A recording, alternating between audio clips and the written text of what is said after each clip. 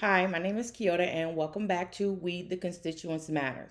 In this video, we're going to be talking about voter restriction laws by not by each state, by key states. In this video, we're going to learn about legislation. Legislation is just laws. That's all that means. They say legislator, that is your elected official. Carryover bills. Carryover bills are bills that are carried over past the legislative session, which means they're not voted during the time where they are making laws and passing laws. They're done at another time, in my opinion, in the dark. Pre-filled bills. Pre-filled bills are bills that have already been submitted. They're ready to go. Day one of the legislative session. They're ready to get passed. Restrictive laws. Restrictive laws are laws that make it harder for the voter to cast their vote. Expansion laws. Expansion laws is something that we do want. This makes it easier for the voter to cast their ballot.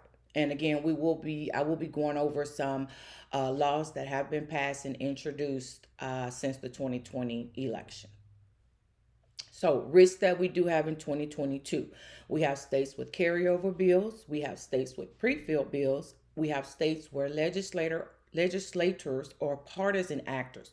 Again, partisans are just diehard supporters of a certain party or a certain elected official, where they're working to circumvent the governor's vetoes. Now, say for example in Michigan, I know that Governor Gretchen Whitmer, I believe, she vetoed like three restrictive bills. So they are working to basically not have to go, or the governor's veto won't matter. It's not going to do anything. Gubernatorial elections, that is basically just elections that are not with the presidential election.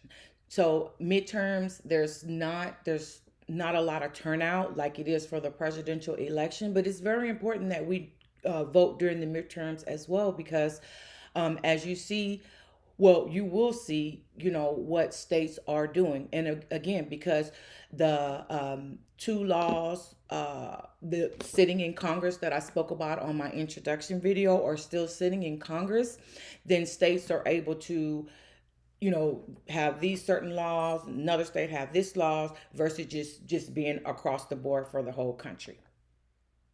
So, expansive legislation. It makes it easier and it gives more options for the voter. It eases the process of requesting and casting a mail in ballot. It expands early voting time periods, improves access for disabled voters, improves language access provisions, and it restores voting rights for felons. I definitely believe in all of them, but the voting rights for felons, I really, really do, because I feel like this: felons, when they get out, they get a job, they pay taxes. So if they're good enough to pay taxes, they should be good enough to vote, in my opinion. So these are some examples of restrictive legislation. So 19 states passed 34 restrictive laws. It makes it more difficult to cast mail-in ballots that count. They reduce polling place hours and locations. They increase voter purges or any risk of faulty voter purges. They criminalize lawful behavior for election officials to protect themselves and the people's vote. So let's just kind of dig in this just a little bit more. So on my first video, I did speak about voter purging. If you didn't watch that video, I would say go ahead and go back and watch that video, because I do explain some of these things there.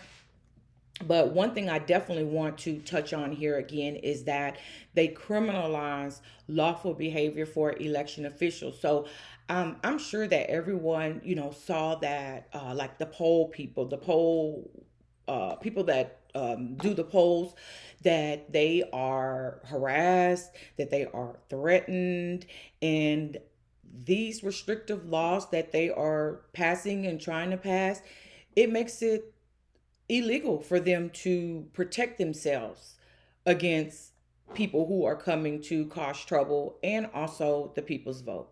Now, I definitely have a problem with that. So let's go over some key states. So in Arizona, there were three bills that were introduced that would allow directly involved partisans, again, diehard supporters, to reject or overturn free and fair election results. They also pre-filled one bill that would impose stricter identification requirements. In Georgia, it is illegal to pass out water to voters in line.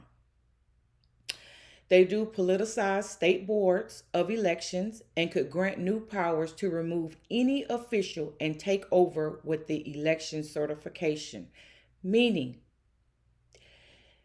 they could grant powers to remove an official who's doing a free and fair election and take over with the people that they want to do the election certification. Michigan. There were three voting bills that were vetoed by Governor Whitcomb. They have 15 restrictive bills carrying over into the 2022 legislative session. It includes stricter identification laws, prevent absentee voting applications to be sent out, allow a member of the county board to rescind their vote so they can vote, but then they can come back and say, oh, I want to change my vote. We don't have that. We're not able to do that as the voter, but these are laws that they are introducing into law. Allow a number of signatures to roll back millions of votes without being unchecked by the governor or voters. So, if they have enough signatures, they can roll back millions of votes saying, no, we're not going to count your vote without being checked by the governor or the voters. They can just do it. Okay. And also, there is a gubernatorial race there as well. Pennsylvania passed a wide range restrictive bill that was vetoed by their governor. They have 30 restrictive bills carrying over into 2022, the legislative session. 4 bills are state constitutional amendments that enable state legislators' ability to put laws on the books without the governor's review. So basically, the states can just do whatever they want.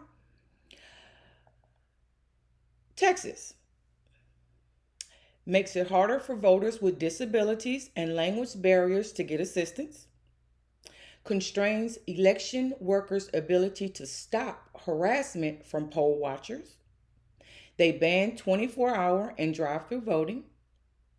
They introduced legislation that would have provided for the overturning of the election results. So this is just really, really dangerous. America, we are a democracy and we have elections. We elect our elected officials. These laws that they are introducing or passing basically would just take away our vote.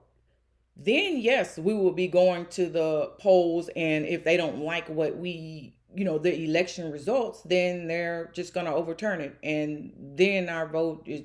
So we have to protect. That's why these midterms are very, very important. That's why it's important that you know your state legislators, who is running your state and what they are doing, what they are about. Are they there to help their constituents and help their district, or are they there to enrich themselves and get more power? Wisconsin. Wisconsin passed 2 restrictive voting bills. They were vetoed by the governor. 13 restrictive bills that carry on into the 2020 legislation session. They also have a gubernatorial race approaching. Missouri, New Hampshire, and South Carolina. They pre-filled at least one voting bill that will restrict access to vote. They have a partisan, again, that's a diehard supporter, review of election results in 2022. Why do they have to? I mean, what are you reviewing? partisan power to overturn election results, which means if that diehard supporter does not agree with the election results, they can just overturn them. Florida and Tennessee. They have pre-filled bills that would initiate partisan reviews of the 2020 election. Okay, we are in 2022. Why are you going back to the 2020 election? That is taxpayers' money. That is a waste of money. That money could be going to the people of Florida and Tennessee.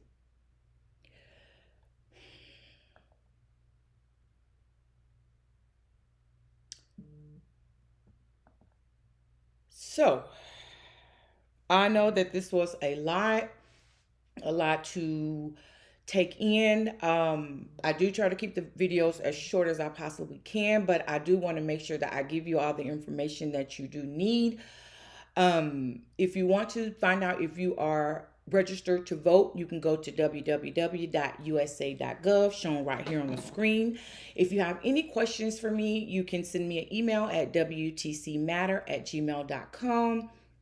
Again, if you can vote early, please vote early. Voting day is November 8th of this year, 2022, where we are voting for the midterm elections.